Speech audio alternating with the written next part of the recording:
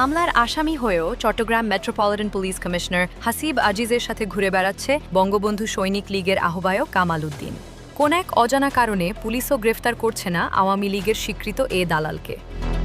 জানা যায়, ঢাকার সিএমএম আদালতে শাহেদা বেগম বাদী হয়ে একটি সিআর মামলা দায়ের করেছেন, যার ১৯৩ নম্বর আসামি কামাল উদ্দিন। তবে চতুর কামাল গ্রেফতার এড়াতে আওয়ামী লীগ সরকার পতনের পর সখ্যতা গড়ে তুলেছেন বিএনপি নেতা ও প্রশাসনের উচ্চপদস্থ কর্মকর্তাদের সাথে।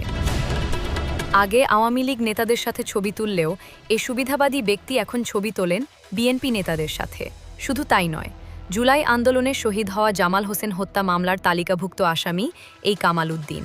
তবে রহস্যজনক কারণে এখনও সে গ্রেফতার হয়নি। সংশ্লিষ্টরা ধারণা করছেন, মোটা অঙ্কের টাকার বিনিময়ে তিনি এখনও প্রকাশ্য দিবালোকে ঘুরে বেড়াচ্ছেন। জানা যায়, চেরাগি মোড়ের নারী সাপ্লায়ার হিসেবে খ্যাত কামাল আওয়ামী লীগ নেতাদের কাছে সুন্দরী নারীদের নিয়ে যেতেন মনোরঞ্জনের জন্য, আর বিনিময়ে বাগিয়ে নিতেন বিভিন্ন সরকারি বেসরকারি কাজ।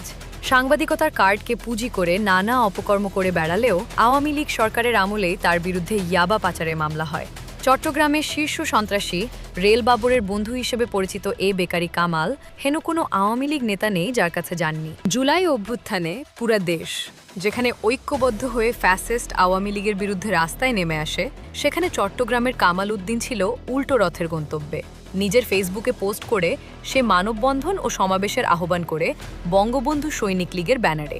কোটা আন্দোলনের সরাসরি বিরোধিতা করে এই বেকারি কামাল পালিয়ে যাওয়া শেখ হাসিনার হাতকে শক্তিশালী করতে প্রকাশ্যে চট্টগ্রাম প্রেস ক্লাবের সামনে মানববন্ধনের আহ্বান জানায় তিনি।